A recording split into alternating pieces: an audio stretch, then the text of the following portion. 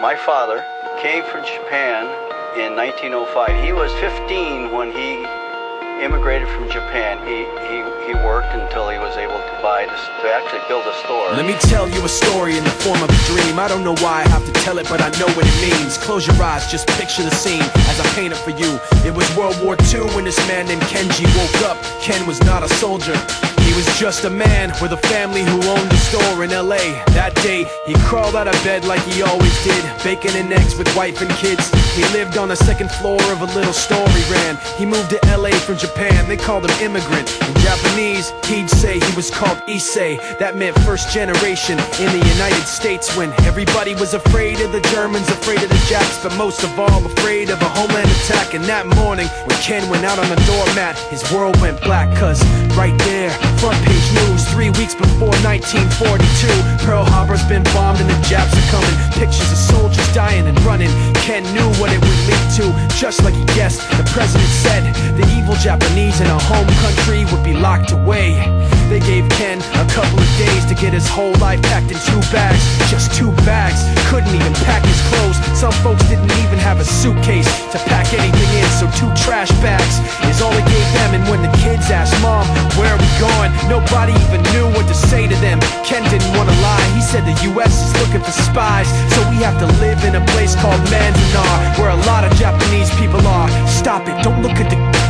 You don't wanna get the soldiers wondering if you're gonna run or not, cause if you run then you might get shot. Other than that, try not to think about it. Try not to worry about it being so crowded, cause someday we'll get out. Someday, someday. As soon as war broke out, so the FBI came and they just come to the house and you have to come. All the Japanese have to go. They took Mr. Need and people couldn't understand why they had to take him, because he's just innocent laborer. So now they're in a town with soldiers surrounding them. Every day, every night, look down at them. From watchtowers up on the wall, Ken couldn't really hate them at all. They were just doing the job and he wasn't gonna make any problems. He had a little garden, vegetables and fruits that he gave to the troops in a basket his wife made. But in the back of his mind, he wanted his family's life saved. Prisoners of war in their own damn country, what for? As time passed in the prison town, he wondered if he'd live it down if and when they were free.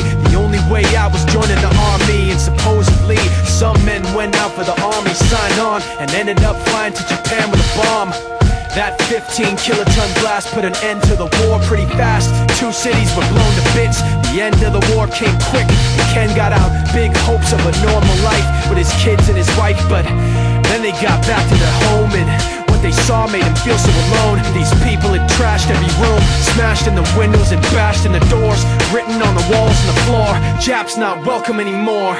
And Kenji dropped both of his bags at his sides and just stood outside. He looked at his wife without words to say. She looked back at him, wiping tears away, and said, someday we'll be okay, someday. Now the names have been changed, but the story's true. My family was locked up back in 42. My family was there where it was dark and damp, and they called it an internment camp. When we first got back from camp, it was pretty bad.